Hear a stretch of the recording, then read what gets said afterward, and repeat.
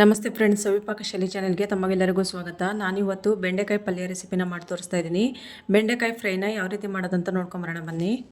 Gas ಮೇಲೆ ಒಂದು ಕಡಾಯಿನ ಇಟ್ಕೊಂಡಿದ್ದೀನಿ. ಅದಕ್ಕೆ 2 ರಿಂದ 3 ಟೇಬಲ್ ಸ್ಪೂನ್ ಆಗುವಷ್ಟು ಎಣ್ಣೆ ಹಾಕ್ಕೊಂಡಿದ್ದೀನಿ. ಎಣ್ಣೆ ಚೆನ್ನಾಗಿ ಕಾದ್ರ ಮೇಲೆ ಅರ್ಧ ಟೀ ಸ್ಪೂನ್ ಆಗುವಷ್ಟು ಜೀರಿಗೆ, 1/4 ಟೀ ಸ್ಪೂನ್ ಆಗುವಷ್ಟು ಓಂ ಕಾಳನ್ನ ಹಾಕ್ಕೊಂಡಿದ್ದೀನಿ. ಸಿಪ್ಪೆ ತೆಗೆದು ಚಿಕ್ಕದಾಗಿ ಕಟ್ ಮಾಡಿರುವಂಥ ಬೆಳ್ಳುಳ್ಳಿ ಹಾಕ್ಕೊಳ್ತಾ ಇದ್ದೀನಿ. ಬೆಳ್ಳುಳ್ಳಿ ಚೆನ್ನಾಗಿ ಫ್ರೈ ಆಗಬೇಕು. ಈಗ ನೋಡಿ, ಬೆಳ್ಳುಳ್ಳಿ ಚೆನ್ನಾಗಿ ಫ್ರೈ ಆಗಿದೆ. ಇದಕ್ಕಿವಾಗ 2 ಹಸಿಮೆಣಸಿನ್ಕಾಯಿ ರೌಂಡಾಗಿ ಚಿಕ್ಕದಾಗಿ ಕಟ್ ಮಾಡ್ಕೊಂಡು ಹಾಕ್ಕೊಂಡಿದ್ದೀನಿ. ಇದಿಷ್ಟನ್ನು ಫ್ರೈ ಮಾಡ್ಕೊಳ್ಳೋಣ. ಈಗ ಫ್ರೈ ಆಗಿದೆ. ಇಲ್ಲಿ ಬೆಂಡೆಕಾಯಿನ ಚೆನ್ನಾಗಿ ತೊಳ್ಕೊಂಡು ಒರೆಸ್ಬಿಟ್ಟು ಮೀಡಿಯಮ್ ಸೈಜಲ್ಲಿ ಬೆಂಡೆಕಾಯಿನ ಕಟ್ ಮಾಡಿ ಇಟ್ಕೊಂಡಿದ್ದೀನಿ. ಅದನ್ನು ಇವಾಗ ಇದಕ್ಕೆ ಹಾಕ್ಕೊಂಡು ಚೆನ್ನಾಗಿ ಎಣ್ಣೆಯಲ್ಲಿ ಫ್ರೈ ಮಾಡ್ಕೊಬೇಕು. ಬೆಂಡೆಕಾಯಿ ಲೋಳೆ ಎಲ್ಲ ಹೋಗಬೇಕು, ಅಲ್ಲಿ ತನಕ ಚೆನ್ನಾಗಿ ಇದನ್ನು ಫ್ರೈ ಮಾಡ್ಕೊಳ್ಳೋಣ. ನೋಡಿ, ಇವಾಗ ಬೆಂಡೆಕಾಯಿ ಎಲ್ಲ ಚೆನ್ನಾಗಿ ಕಲಿಸ್ಕೊತ ಫ್ರೈ ಮಾಡ್ಕೊತಾ ಇದ್ದೀನಿ.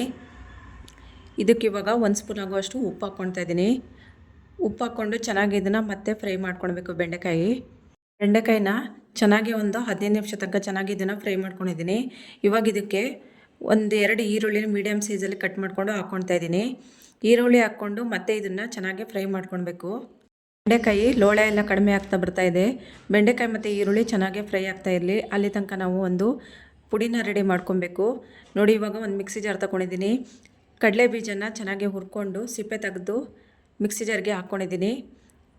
1-2 ಟೇಬಲ್ ಸ್ಪೂನ್ ಆಗುವಷ್ಟು ಬಿಳಿ ಎಳ್ಳನ್ನ ಹಾಕ್ಕೊಂಡಿದ್ದೀನಿ, ಹುರ್ಕೊಂಡು ಹಾಕ್ಕೊಂಡಿದ್ದೀನಿ. ಇದ್ರ ಜೊತೆಯಲ್ಲಿ 1 ಸ್ಪೂನು ಸೋಂಪು ಹಾಕ್ಕೊಳ್ತಾ ಇದ್ದೀನಿ. 1.5 ಟೀ ಸ್ಪೂನ್ ಆಗುವಷ್ಟು ಧನಿಯಾ ಪುಡಿ ಹಾಕ್ಕೊಳ್ತಾ ಇದ್ದೀನಿ. 1/4 ಟೀ ಸ್ಪೂನ್ ಆಗುವಷ್ಟು ಅರಿಶಿನ ಪುಡಿ ಹಾಕ್ಕೊಳ್ತಾ ಇದ್ದೀನಿ. 1 ಟೇಬಲ್ ಸ್ಪೂನ್ ಆಗುವಷ್ಟು ಅಚ್ಕಾರದ ಪುಡಿ ಹಾಕ್ಕೊಳ್ತಾ ಇದ್ದೀನಿ. ಆಮ್ಚೂರು ಪುಡಿ 1/4 ಟೀ ಸ್ಪೂನ್ ಆಗುವಷ್ಟು ಹಾಕ್ಕೊಳ್ತಾ ಇದ್ದೀನಿ. ಇವಾಗ ಇದಿಷ್ಟನ್ನು ಪುಡಿ ಮಾಡ್ಕೊಬೇಕು. ನೋಡಿ, ಚೆನ್ನಾಗಿ ಇದು ಪುಡಿ ಆಗಿದೆ. ಈಗ ಬೆಂಡೆಕಾಯಿ ಎಲ್ಲ ಹುರ್ಕೊಂಡಿದ್ದೆಲ್ಲ ಆಗಿದೆ. ಬೆಂಡೆಕಾಯಿ ಇಷ್ಟು ಹುರ್ಕೊಂಡ್ರೆ ಸಾಕಾಗುತ್ತೆ.